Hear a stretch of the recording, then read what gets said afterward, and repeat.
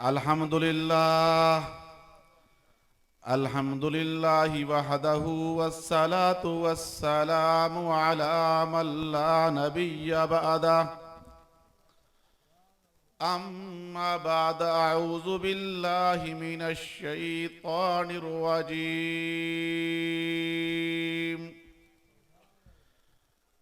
बिस्मिल्लाहिर रहमानिर रहीम।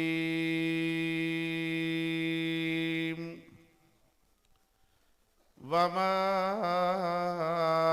अर्सलनाका इल्ला रहमतल लिल आलमीन। कालन नबिय्यु सल्लल्लाहु अलैहि वसल्लम अव्वलुल अंबियाई आदम व आखिरुहुम मुहम्मद। सदकल्लाहुल अज़ीम व सदक रसूलुहुन नबियुल करीम। मेरे मुअज़्ज़ज़ और मुकर्रम और मोहतरम हज़रात उलमा इकराम, असातिज़ा इज़ाम, बुज़ुर्गान दीन, मेरे सामने तशरीफ़ फरमा मेरे मुअज़्ज़ज़ और मुकर्रम और मोहतरम और गयूर और बाज़मीर वहोवा के बासियो, अस्सलामु अलैकुम। इशा की नमाज के बाद से मदरसा उस्मानिया के ज़ेर एहतमाम अज़मत कुरान और तहफ़्फ़ुज़ ख़त्म नबूवत कॉन्फ्रेंस अपने मकसूद की तरफ रवां दवा है।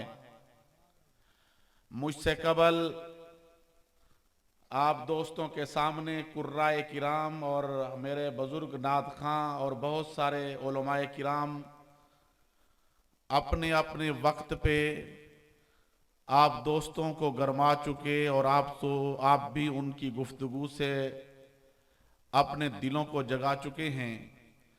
मैं भी हसूल सआदत के लिए आपके सामने मुख्तसर वक्त में 2-3 बातें अर्ज किए देता हूं, उसके बाद इजाज़त चाहूँगा।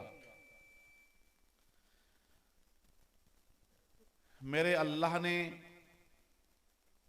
तवज्जो कीजिए, आधी गुफ्तगू आपने करनी है और आधी मैंने करनी है, ताकि वक्त कम लगे और बातें ज्यादा हो जाएं।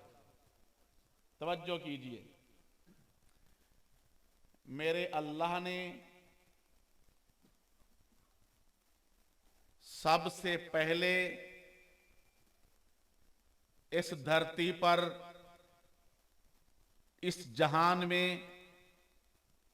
इस जमीन पर जिस शख्सियत को नबुव्वत जैसे मनसब से नवाला, जिस शख्सियत को नबुव्वत अता की, जिस शख्सियत को नबुव्वत जैसा एजाज बख्शा, उस शख्सियत का नाम क्या है? ऊंची आवाज से, जिसको मालूम है वो ऊंची आवाज से बोले।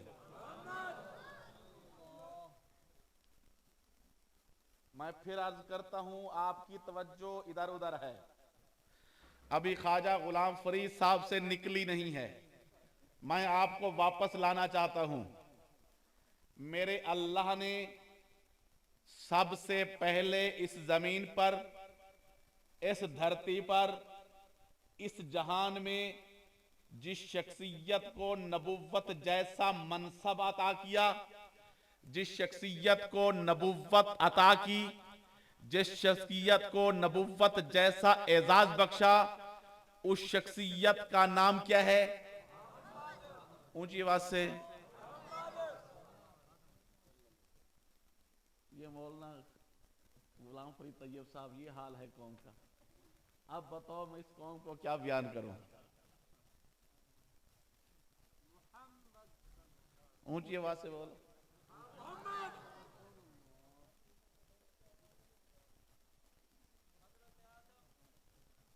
आप खड़े होकर सबको बताओ। नहीं सुन रहे? सुन से पुत्र उठ खड़ा होकर तवज्जो कीजिए। मेरे अल्लाह ने सबसे पहले इस धरती पर, इस जहान में, इस जमीन पर जिस शख्सियत को नबुव्वत अता की, उस शख्सियत का नाम है हजरत आदम अलैहिस्सलाम। क्या नाम है? ऊंची आवाज से। देखो मैं इतना लंबा सफर करके आया हूं, मैं चाहता हूं कि कुछ आपको समझा के जाऊं। क्या नाम है?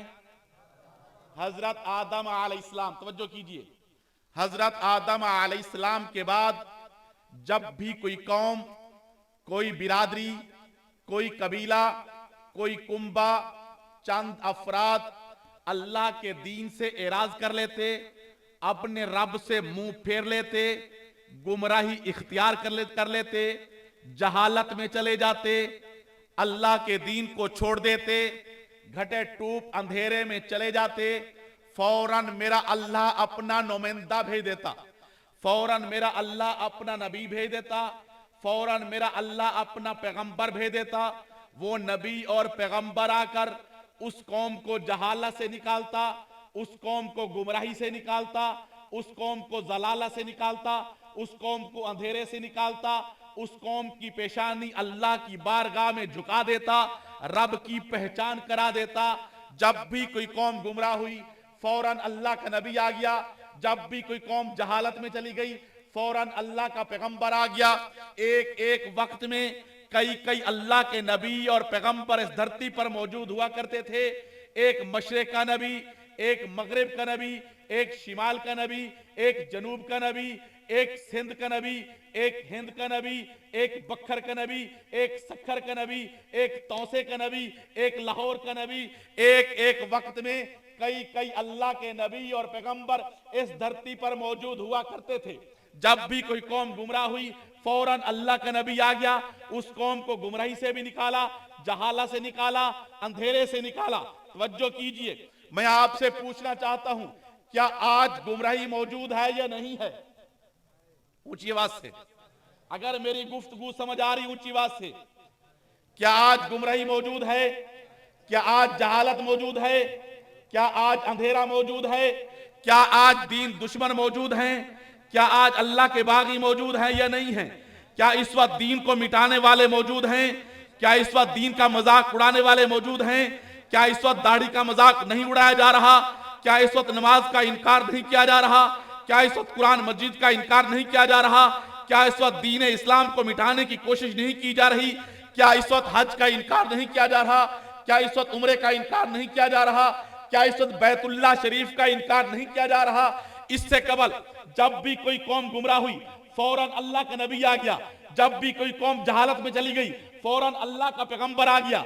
जब भी कोई कौम ने उस वक्त के दीन को छोड़ा, फौरन अल्लाह का नबी आ गया, अल्लाह का पैगंबर आ गया, उस कौम को जहालत से निकाला, उस कौम को अंधेरे से निकाला। आज गुमराही मौजूद, आज जलालत मौजूद, आज जहालत मौजूद, दीन के दुश्मन मौजूद, अल्लाह के बागी मौजूद, हजूर की नबुव्वत का इनकार करने वाले मौजूद, खत्म नबुव्वत का इनकार करने वाले मौजूद, नमाज का इनकार किया जा रहा है, रोजे का इनकार किया जा रहा है। ये जो अंबिया के आने का मुकद्दस और पाकीज़ा सिलसिला था, जब भी कौम गुमराह हुई, फौरन अल्लाह का नबी आ गया। ये जो अंबिया के आने का मुकद्दस और पाकीज़ा सिलसिला था, इसको क़यामत तक चलना चाहिए था या बंद हो जाना चाहिए था? सारे बोलो ऊंची आवाज से। कुर्सियों पर बैठने वाले ऊंची आवाज से जी। चलना चाहिए था। अल्लाह ने बंद क्यों कर दिया? तवज्जो कीजिए, मेरे अल्लाह ने इस धरती पर कमोबेश 1,24,000 अंबिया किराम मबूस फरमाए। कितने? 1,24,000 अंबिया तशरीफ लाए। ये तमाम अंबिया इतना ऊंचा मकाम रखते थे, ये तमाम अंबिया इतना ऊंचा दर्जा रखते थे, ये तमाम अंबिया इतना ऊंचा मर्तबा रखते थे। इन अंबिया में से एक एक नबी इस लायक था कि वो तमाम अंबिया का सरदार बन सकता था। इन अंबिया में से एक एक नबी इस लायक था कि उसको आखिरी नबी भी बनाया जा सकता था। तवज्जो कीजिए, अल्लाह ने 1,24,000 अंबिया मबूस किए। ये तमाम अंबिया इतना ऊंचा मकाम, इतना ऊंचा दर्जा, इतना ऊंचा मर्तबा, एक एक नबी इस लायक था कि वो तमाम अंबिया का सरदार भी बन सकता था। एक एक नबी इस लायक था कि वो आखिरी नबी भी बनाया जा सकता था। 1,24,000 अंबिया में से किसी और आत नबी को तमाम अंबिया का सरदार क्यों नहीं बनाया? हजूर को क्यों बनाया? इन अंबिया में से किसी और नबी को आखिरी नबी क्यों नहीं बनाया? हजूर को क्यों बनाया? समझ आ रही है जी? मैंने 2 बातें की हैं। ये 2 सवाल कोई और भी कर सकता है, कोई कादियानी भी कर सकता है, कोई मिर्जाई भी कर सकता है। मैंने आपसे 2 बातें की हैं। जब ये मुकद्दस और पाकीज़ा सिलसिला क़यामत तक चलना चाहिए था, अल्लाह ने बंद किसी और पे क्यों नहीं, हुजूर पे क्यों? एक बात का जवाब उलमाए किराम देंगे जो यहां रहते हैं, इनके जिम्मे वक्त कम है, तवज्जो कीजिए। हक था कि मेरा अल्लाह हजरत इब्राहीम अलैहिस्सलाम के तशरीफ ले आने के बाद इस सिलसिले को मुकम्मल कर देते। हजरत इब्राहीम अलैहिस्सलाम अल्लाह के आखिरी नबी होते। कौन इब्राहीम? जिसका इल्म, तकवा, परहेजगारी, इल्म, फजल, जिसकी दास्तान कुरान मजीद बयान करता है। कौन इब्राहीम? जिसको मेरे रब ने फरमाया कि इब्राहीम छुरी उठा लीजिए, फरमाया कि मेरे मौला छुरी उठा लीजिए, उठा ली है, फरमा दीजिए कि मैं छुरी के साथ करना क्या है। अल्लाह ने फरमाया इब्राहीम इसको तेज कर लें, फरमाया तेज भी कर ली। अल्लाह ने फरमाया कि अपने सगे बेटे को इस्माइल को फरमा दें, वो गर्दन झुका दें, आप इस छुरी के साथ अपने सगे बेटे इस्माइल को ज़िबा कर दीजिए। हजरत इब्राहीम ने इस्माइल को फरमाया है, इस्माइल ने गर्दन झुकाई है, इब्राहीम अपने सगे बेटे इस्माइल की गर्दन पर छुरी चलाई है। जो नबी अल्लाह को राजी करने के लिए, जो नबी अल्लाह की रजा हासिल करने के लिए इतना बड़ा कमाल पैदा कर दे, हक था कि इब्राहीम को आखिरी नबी बनाया होता। कौन इब्राहीम? तमाम मुफस्सिरीन ने इसको लिखा है कि हजरत इब्राहीम अलैहिस्सलाम को आग के अंदर फेंकने के लिए नऊजुबिल्लाह आग का चीखा जलाया गया, आग के शोले आसमान से बातें करने लगे। हजरत इब्राहीम अलैहिस्सलाम को पंगूड़े पर बिठा दिया गया ताकि जो दूर से झूला देके इब्राहीम को आग के अंदर फेंक दिया जाए। आग भी भड़क रही है, इब्राहीम पंगूड़े पे हैं, अभी झूला देना बाकी है। हजरत जिब्राइल अमीन तशरीफ लाए, आकर फरमाया कि इब्राहीम अगर आप कहें तो मैं पर मार के नारे नमरूद का हमेशा के लिए सफाया कर दूं। क्या कहा जिब्राइल ने? अगर आप कहें तो मैं पर मार के नारे नमरूद और आग का हमेशा के लिए सफाया कर दूं, इस आग को भस्म कर दूं, खत्म कर दूं, बुझा दूं। इब्राहीम को क्या कहना चाहिए था? बोलो बोलो भाई। अल्लाह ना करे, अल्लाह ना करे मैं एक मुसीबत में फंस जाऊं। ये मौलवी साहब मेरे पास आए और आकर मुझे कहें कि मौलवी साहब अगर आप कहें तो मैं आपको मुसीबत से निकालूं, तो मैं क्या कहूंगा जी? क्या कहूंगा? मैं ये नहीं कहूंगा जल्दी निकालो, मैं कहूंगा मौलवी साहब खैर तो है, अकल ठिकाने है, ये पूछने का वक्त है।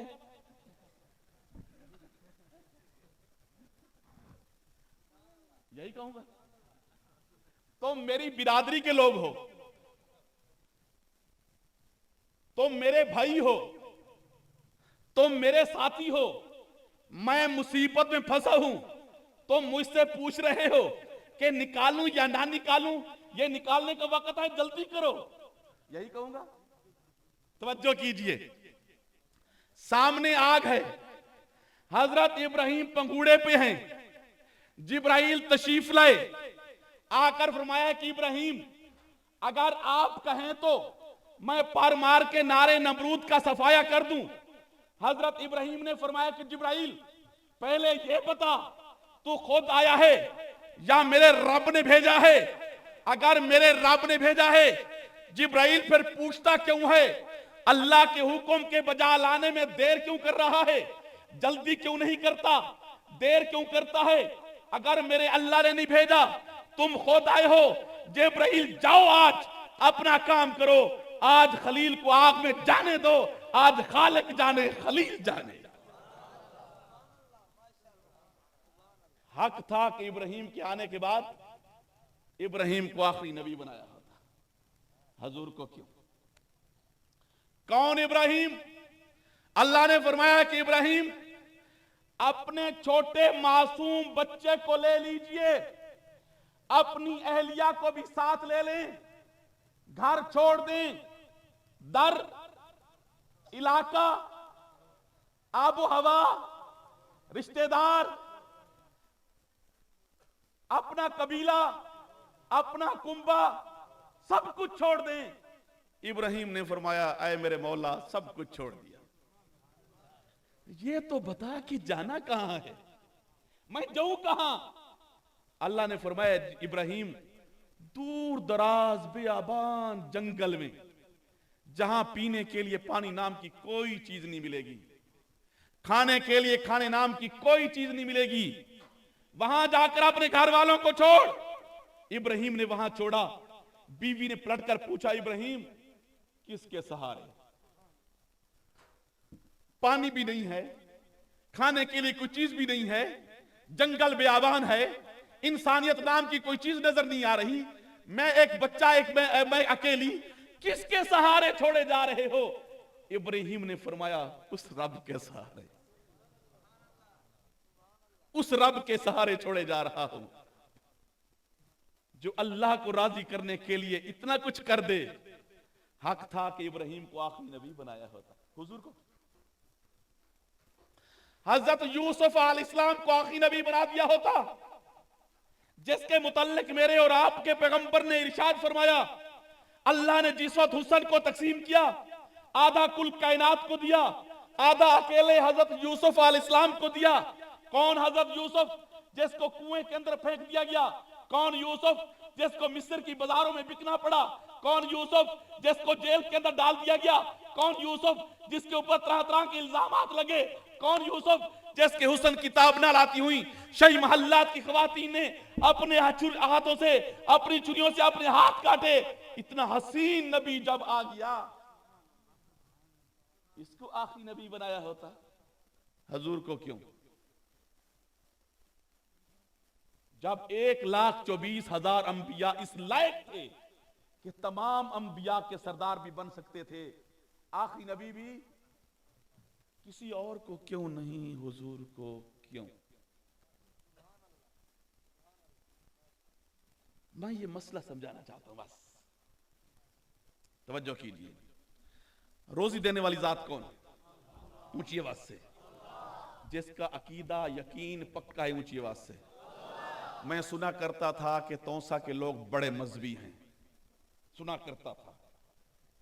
आज मैं देखने के लिए आया हूं, वाकई मुझे आपकी अजमत को सलाम करने का दिल चाहता है। सारा दिन गंदम काटी है, काम किया है, सोने का वक्त था, दीन की निस्बत से तुम यहां बैठ गए ताकि मेरा रब राजी हो जाए, अल्लाह का रसूल राजी हो जाए।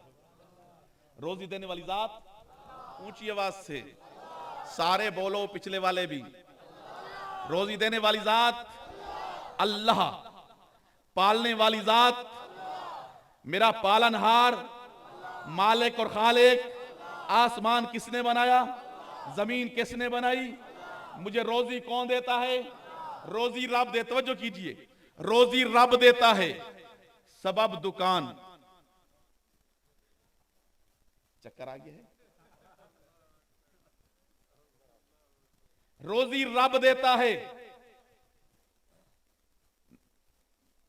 सबब जमीन, ज़रात, गंदम, खेती बाड़ी, रोजी रब देता है। सबब मुलाजमत, रोजी रब देता है। सबब कारखाना, रोजी रब देता है। सबब मिल, रोजी रब देता है। सबब फ्रूट की रेहड़ी, रोजी रब देता है। सबब सब्जी की रेहड़ी, रोजी रब देता है। सबब पेट्रोल पंप, असबाब के दर्जे में ये चीजें हैं, रोजी कौन देता है? ऊंची आवाज से, रोजी कौन देता है? अल्लाह देता है। तवज्जो कीजिए, हजरत आदम अलैहिस्सलाम को नबुव्वत किसने दी? हजरत आदम को नबुव्वत, हजरत आदम को नबुव्वत रब ने दी। सबब कौन है? हजरत इस्माइल को नबुव्वत रब ने दी। सबब कौन है? हजरत इब्राहिम को नबुव्वत रब ने दी। सबब कौन है? हजरत यूसुफ को नबुव्वत रब ने दी। सबब कौन है? हजरत यूसुफ को नबुव्वत रब ने दी। सबब कौन है? हजरत इदरीस को नबुव्वत रब ने अता की। सबब कौन है? हजरत शीस को नबुव्वत रब ने अता की। सबब कौन है? आसमान में रब ने बनाया। सबब कौन है? जमीन रब ने बनाई। सबब कौन है? आज मैंने और आपने सबब तलाश करना है। तवज्जो कीजिए, रहमत कायनात, मकसूद कायनात, सरदार अंबिया मोहम्मद रसूलुल्लाह सल्लल्लाहु अलैहि वसल्लम का इरशाद गिरामी है। हजूर फरमाते हैं, अव्वल मा खलक़ल्लाहु रूही। जिस वक्त आसमान नहीं बना था, जमीन नहीं थी, चरिंद नहीं थे, परिंद नहीं थे, पहाड़ नहीं था, गर्मी नहीं थी, सर्दी नहीं थी, बहार नहीं थी, खदा नहीं थी, जिस वक्त इस दुनिया के अंदर कुछ भी नहीं था, अव्वल मा खलक़ल्लाहु रूही, सबसे पहले मेरे रब ने मेरी रूह को पैदा किया। सबसे पहले मेरे रब ने मेरी रूह को पैदा किया। हजरत आदम को नबुव्वत रब ने दी है, सबब रूह मुस्तफा है।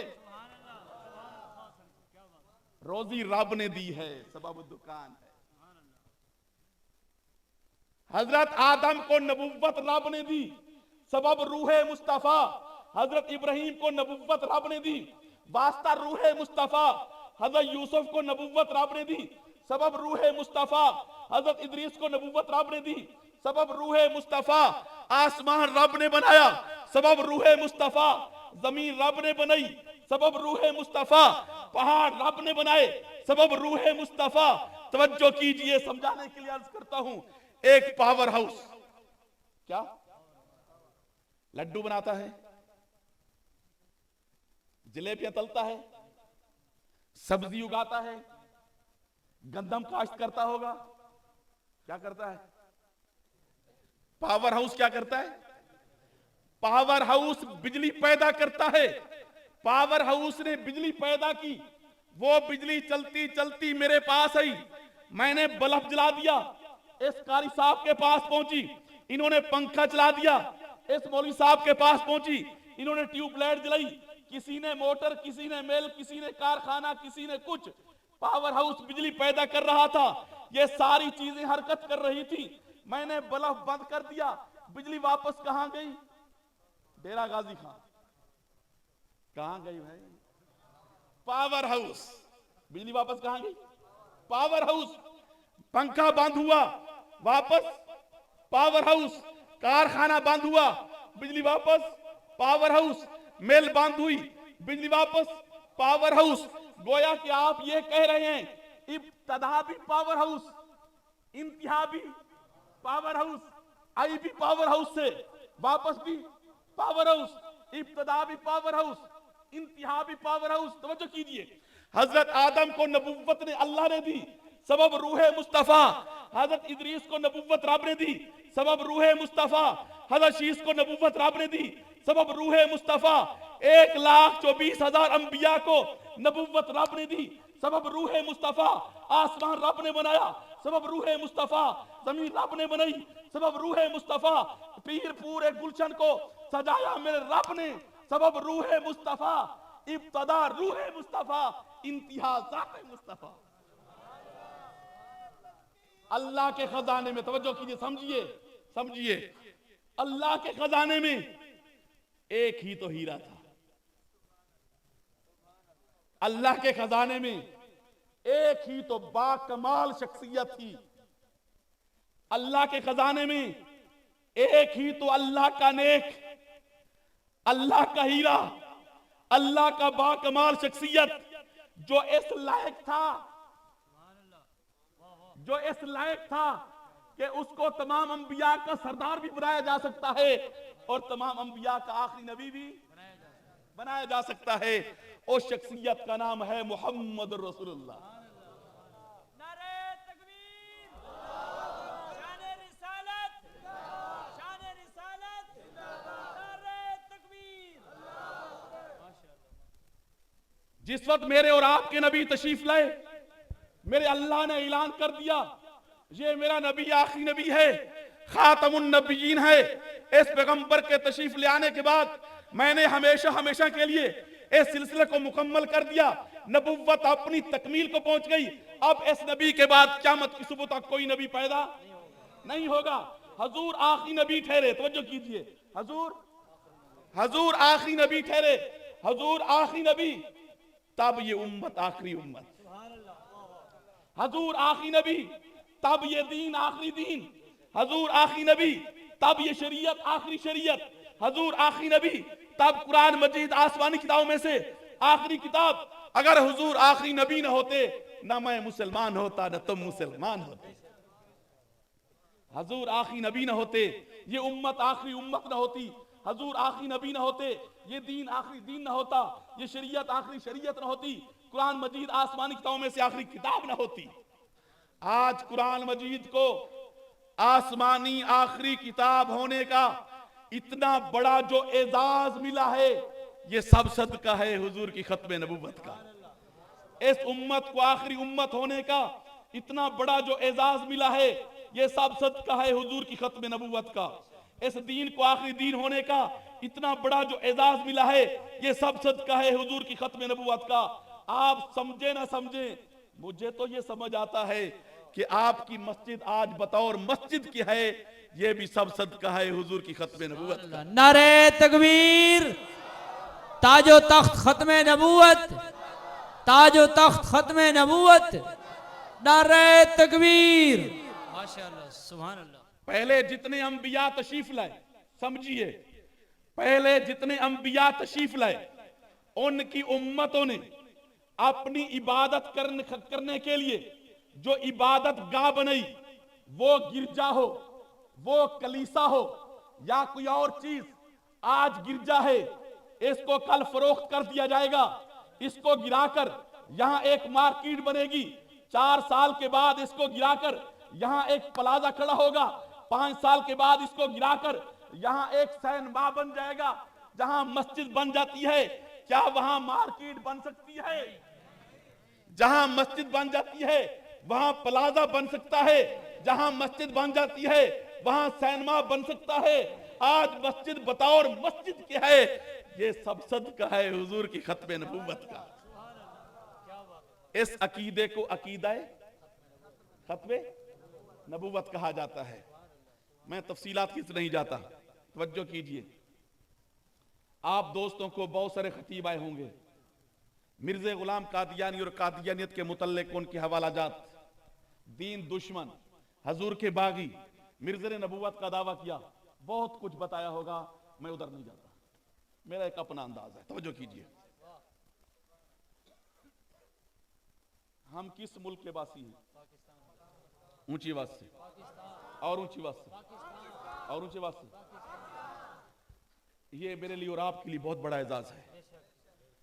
पूरी दुनिया में से, तवज्जो कीजिए, पूरी दुनिया में से जितने भी मुमालिक हैं, कोई मुल्क ऐसा नहीं है जो कलमे की बुनियाद पर बना है। पूरी दुनिया के मुमालिक में से कोई मुल्क ऐसा नहीं है, कोई रियासत, कोई स्टेट ऐसी नहीं है जो मोहम्मद रसूलुल्लाह के नाम पर बनी हो, जो दीन इस्लाम के नाम पे मरज़ वजूद में आई हो। पूरी दुनिया में से सिर्फ एक मुल्क है, एक स्टेट, एक रियासत है जो कलमा तय्यबा की बुनियाद पर बनी है, जो मोहम्मद रसूलुल्लाह के नाम पर बनी है, जो दीन इस्लाम के नाम पे मरज़ वजूद में आया है। वो मुल्क पाकिस्तान है। नारे तकबीर, पाकिस्तान, पाकिस्तान, इस्लाम, नारे तकबीर। ये पाकिस्तान किसी ने बतौर तोहफे के, किसी ने बतौर गिफ्ट के, किसी ने बतौर हदिया के हमें पेश नहीं किया।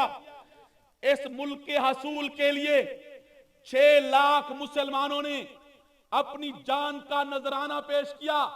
इस मुल्क के हसूल के लिए 6 लाख मुसलमानों ने अपने मुकद्दस खून से अल्लाह की जमीन को रंगीन किया। इस मुल्क के हसूल के लिए वालिदैन के सामने उनके बच्चों को ज़िबा कर दिया गया, बच्चों के सामने उनके वालिदैन के टुकड़े कर दिए गए, हामला खातून का पेट चाक करके बच्चा निकाल के उसके सामने उसको ज़िबा कर दिया गया। मेरी इज्जत में आप बहनों ने हिंदू बनने से अपनी इज्जत बचाने के लिए कुओं के अंदर छलांगे लगाई हैं, दरियाए रावी का पानी खून आलूद कर दिया गया।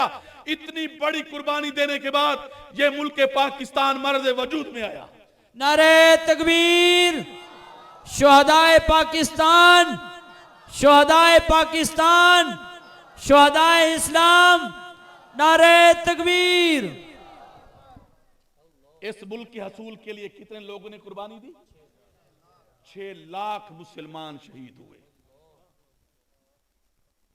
कलमे की बुनियाद पर, दीन इस्लाम के नाम पर, मोहम्मद रसूलुल्लाह के नाम पर मुल्क वसूल होने वाला था।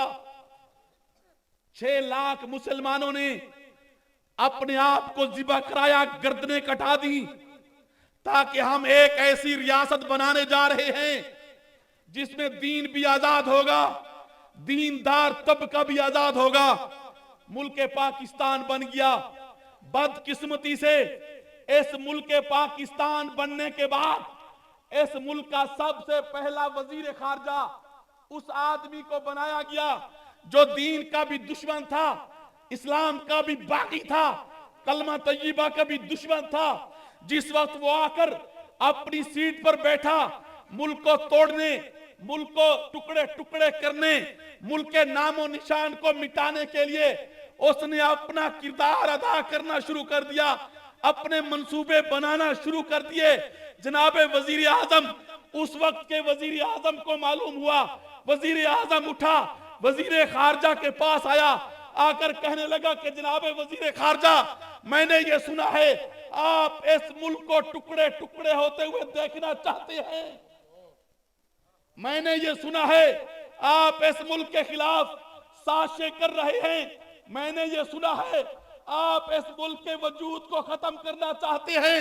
वजीर खारजा ने कहा कि हां जनाब वजीर आजम साहब, आपको नहीं मालूम ये मुल्क कलमा तय्यबा की बुनियाद पर बना है। वजीर आजम साहब, आपको नहीं मालूम ये मुल्क दीन इस्लाम के नाम पे बना है।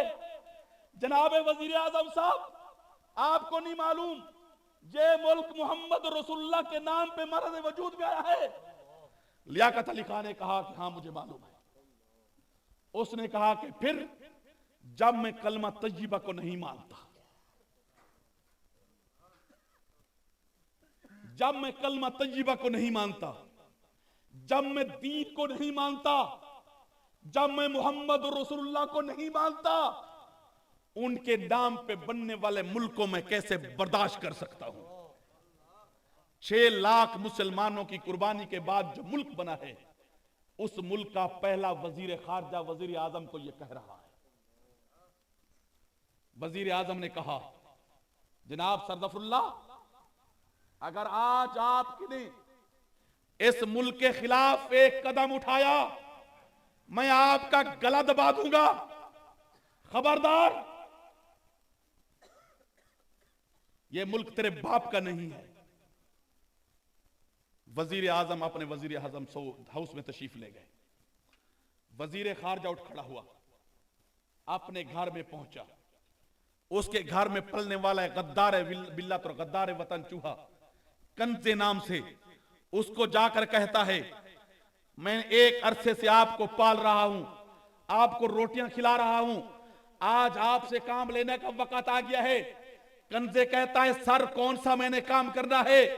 जफरुल्लाह कहता है, आपने वजीर आजम लियाकत अली खान को कत्ल करना है, सारा काम मैं खुद संभाल लूंगा, जो चाहिए वो कह दीजिए, मैं वो दे देता हूं। आपने क्या करना है? कत्ल करना है। चंद दिन गुजरे थे, रावलपिंडी के एक बहुत बड़े बाग में लियाकत अली खान को शहीद कर दिया गया। मैं आपसे पूछना चाहता हूं, कि पाकिस्तान के बन जाने के बाद इस मुल्क के पाकिस्तान की सरजमीन पर लियाकत अली खां को शहीद करके इस पाकिस्तान की सरजमीन पर दहशतगर्दी की बुनियाद किसने रखी? ऊंची आवाज से बोलिए। सर जफरुल्लाह कादियानी था, गलीज किस्म का कादियानी था, कटर किस्म का कादियानी था। इसने लियाकत अली खां को शहीद करके मुल्क पाकिस्तान की सरजमीन पर सबसे पहले दहशतगर्दी की बुनियाद कादियानी ने रखी है। किसने रखी है? ऊंची आवाज से और ऊंची आवाज से। 1965 आ जाता है। मैं उलमा से भी अर्ज करता हूं, हम हमेशा कादियानियों के हवाले से दूसरे तरफ भी गुफ्तगू करते हैं। आज ये भी सुन लीजिए, 1965 में मेरे हमसाए मुल्क इंडिया के साथ मेरी जंग शुरू हुई। मेरे फौजी नौजवान और बहादुर पाकिस्तान की सरहदात पर ये आहद करके खड़े हैं, हम रहें न रहें, हमारे बच्चे यतीम होते हैं हो जाएं, हमारी बीवियां बेवा होती हैं हो जाएं, हमारे घर बार लुटते हैं लुट जाएं, हम उस वक्त तक वापस नहीं लौटेंगे जिस वक्त तक हम अपने मुल्क की सालमियत की हिफाजत नहीं कर लेंगे, अपने मुल्क की बका और अपने मुल्क के एक एक इंच की हिफाजत नहीं कर लेंगे। जंगी पॉलिसी का ऐलान कर दिया गया कि रात को लाइटें बंद कर दी जाए। रात को जंगी पॉलिसी का पाकिस्तान के हुक्मरान और आर्मी चीफ ने ऐलान किया कि शहरों, देहातों, गलियों, बाजारों, घरों की लाइटें बंद कर दी जाएं। पूछा गया खैर तो है, आप क्यों पूरे मुल्क को अंधेरे में धकेल रहे हैं?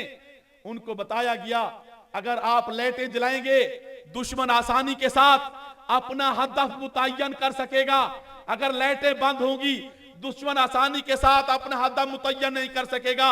इस वाज़े पॉलिसी आ जाने के बाद पूरे मुल्क के रहने वाले मुसलमानों ने लाइटें बंद कर दी, बत्तियां बंद कर दी, चिराग बंद कर दिए, चिमनियां बंद कर दी, लालटीन बंद कर दिए, शहरों की बंद, देहातों के बंद, गलियों की बंद, बाजारों के बंद, पूरे मुल्क की लाइटें बंद कर दी जाएं। लेकिन एक शहर ऐसा था जो इस वादे पॉलिसी आने के बाद उन्होंने वो लाइटें भी जलाई जो मौजूद थी, इजाफी लाइटें लगाकर तेज लाइट जला दी। मैं आपसे पूछता हूं, इस वादे पॉलिसी आने के बाद जो लाइटें जलाए वो मुल्क का वफादार है या मुल्क का गद्दार है? ऊंची आवाज से बोलिए, हाथ खड़ा करके बोलिए, वफादार है या गद्दार है? जो इस पॉलिसी जंग हो रही है, मेरा दुश्मन मुल्क मेरे मुल्क के ऊपर चढ़ाई कर रहा है, जंगी पॉलिसी का ऐलान हुआ कि लाइटें बंद कर दो। एक तबके ने कहा कि हम नहीं करते, हम वो लाइटें भी जलाएंगी जो मौजूद, इजाफी लाइटें लगा के वो भी जलाएंगे। ये मुल्क के वफादार हैं या गद्दार हैं? ये तबका कौन सा और शहर कौन सा? कादियानी और चनाब नगर रब्वा का शहर जिसके बिल्कुल करीब सरगोदा है। इन्होंने तेज लाइटें लगाकर इंडिया को सरगोदा एयर बेस पर हमला करने के लिए मौका फराहम किया था ताकि इंडिया आसानी के साथ पाकिस्तान के एक एयर बेस पर हमला कर सके। जो दुश्मन को एयर बेस पर हमला करने के लिए मौका फराहम करे वो पाकिस्तान का वफादार है या गद्दार है? आगे चलिए, 1971 में मेरा मुल्क दो लख्त हो गया, मेरे मुल्क के दो हिस्से कर दिए गए, बांग्लादेश मुझसे अलग हो गया, पाकिस्तान अलग हो गया।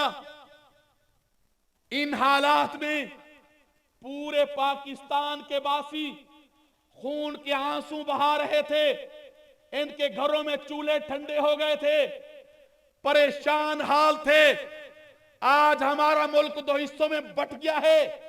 इस मौके पर कादियानी और मिर्जाई खड़े होकर खुशी में आकर भंगड़े डाल रहे थे, मिठाइयां तकसीम कर रहे थे, घी के चिराग जला रहे थे और खड़े होकर ये नारा लगा रहे थे, हमारा मिशन पूरा होता हुआ नजर आ रहा है।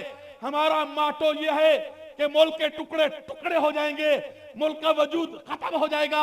आज मुल्क पाकिस्तान दो हिस्सों में बट गया है। इस मौके पर जो खुशियां मनाए वो इस मुल्क का वफादार है या गद्दार है? ऊंची आवाज से बोलिए, और ऊंची आवाज से बोलिए। मैं आपको दूर नहीं ले जाता। 2016 में सूबा सिंध के जिला बदीन के एक इलाके में बम ब्लास्ट हुआ। इंतजामिया और पुलिस मौके पर पहुंची। उस घर का मुहासरा किया गया। एक आदमी गिरफ्तार हुआ। घर के अंदर से सैकड़ों बम बरामद किए। उस आदमी की तफ्तीश की। तफ्तीश के बाद सैकड़ों 27 लोग और गिरफ्तार हुए। उन 27 लोगों से पूछा इंतजामिया ने कि तुम कौन हो, कहां से आए हो? उन 27 लोगों ने कहा हम सारे के सारे कादियानी और मिर्जाई हैं। कहां से आए? उन्होंने कहा कि हम रब्वा से आए हैं। क्यों सूबा सिंध में आए हो? उन्होंने कहा कि हमारी जमात की क़यादत ने हमें यहां भेजा है। और यहां ये बम कहां से आए? उन्होंने कहा कि उन्होंने क़यादत ने यहां पहुंचाए हैं। क्या करना चाहते हो? उन्होंने कहा कि हमें हुक्म दिया गया है। 4 दिन के बाद 26 रमजान को यह खबर हुई। उन्होंने कहा कि 4 दिन के बाद यह ईद आ रही है। ईद वाले दिन बड़ी बड़ी ईदगाहों में हमने ये सारे बम ब्लास्ट करके पूरे सिंध को खून आलूद करना था। आज पूरे मुल्क के अंदर जितनी भी दहशतगर्दी की जा रही है उसके पीछे मुल्क के दुश्मन कादियानी हैं। मेरे हुक्मरान, इस दहशतगर्दी का खून किसके हाथ पे तलाश करते फिर रहे हो? आओ पूछो मुझसे। पिछले साल इंडिया का मोदी इस्राइल के दौरे पर जाता है। उसके इस्तकबाल के लिए वहां का कादियानी अमीर आता है और जाकर उससे मुज़ाकरात करता है मोदी से, और मोदी से कहता है कि तुम पाकिस्तान के ऊपर हमला क्यों नहीं करते? कौन पूछता है? इस्राइल का अमीर कादियानी। उसने पूछा कि जनाब मोदी साहब, आप पाकिस्तान पर हमला क्यों नहीं करते? मोदी ने कहा कि भाई आपको क्या दिलचस्पी है? ये तो मेरे मुल्क का मसला है, या पाकिस्तान का मसला है। तुम इस्राइल में बैठे हो, तुम्हें क्या दिलचस्पी है? उसने कहा सर, बैर से हमला तुम करो, पाकिस्तान पर बैर से हमला तुम करो, अंदर से हम आपके साथ। आज हर कादियानी राह का एजेंट है। आज हर कादियानी छोटा है या बड़ा है, आपके मुल्क में बैठा है वो मोदी है। इन मुल्क के दुश्मनों का मुकाबला करना क्या मेरे और आपकी जिम्मे है या नहीं है?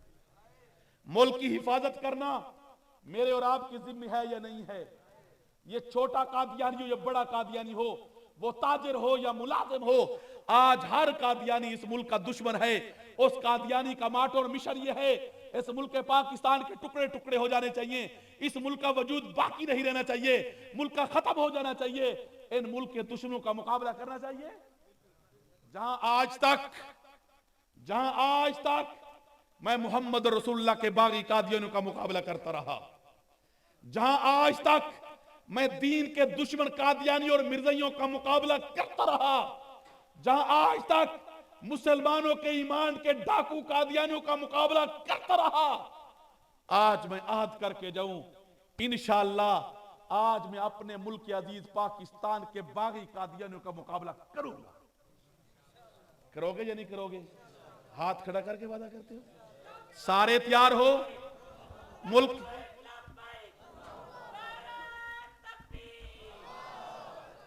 मुल्क के दुश्मन कादियानियों का मुकाबला करोगे?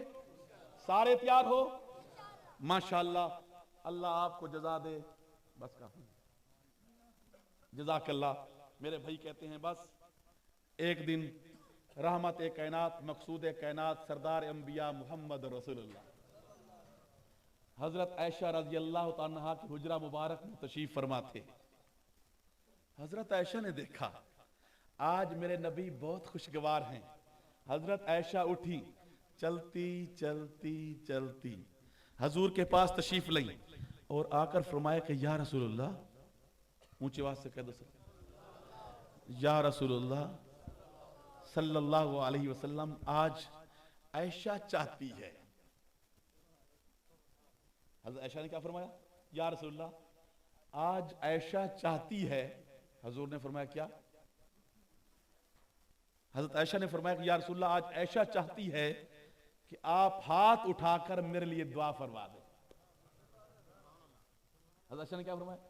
या रसूलुल्लाह, आज आयशा चाहती है कि आप हाथ उठाकर मेरे लिए दुआ फरमा दें। हजूर ने हाथ उठा दिए, हजरत आयशा के लिए दुआ फरमाई। हजूर के हाथ नीचे हुए, मैं तफसीलात की तरफ नहीं जाता। हजूर के हाथ नीचे हुए, हजरत आयशा खुशी में आकर बहुत मुस्कुराई, बहुत मुस्कुराई। हजूर ने फरमाया खैर तो है आयशा, क्यों इतनी खुश हो गई, क्यों इतनी मुस्कुरा दी? हजरत आयशा ने फरमाया या रसूलुल्लाह, आज मैं समझती हूं आपने हाथ उठाकर मेरे लिए दुआ फरमाई है, इस दुआ के बाद मैं दुनिया में भी कामयाब, आखिरत में भी कामयाब। हजूर ने फरमाया आयशा बस बस, आयशा बस। एक मर्तबा हाथ उठा के दुआ करते देख लिया, इतनी खुश हो गई। एक मर्तबा हाथ उठा के दुआ करते देख लिया, इतनी खुश हो गई। हजूर ने फरमाया आयशा, मेरी उम्मत की खुशी का क्या आलम होगा? आयशा, मेरी उम्मत की खुशी का क्या आलम होगा, जिस उम्मत के लिए मैं रोजाना हर नमाज के बाद 5 मर्तबा हाथ उठाकर दुआ करता हूं। मेरी उम्मत की खुशी का क्या आलम होगा। हमारे एक बुजुर्ग हैं जिनको आज दुनिया अल्लामा इब्न नुजैम अल मिस्री के नाम से याद करती है। अल्लामा इब्न नुजैम अल मिस्री फरमाते हैं, जो कौम अपने इस वफादार नबी की खत्म नबुव्वत का तहफ्फुज नहीं कर सकती, जो कौम अपने इस वफादार नबी की इज्जत व नामूस का तहफ्फुज नहीं कर सकती, उस कौम को मुसलमान कहलवाने का कोई हक नहीं है।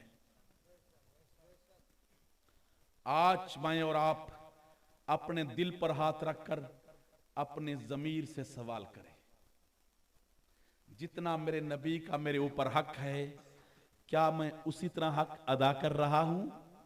बोलो जी, नहीं कर रहा, फिर मुझे मुसलमान कहलवाने का हक है?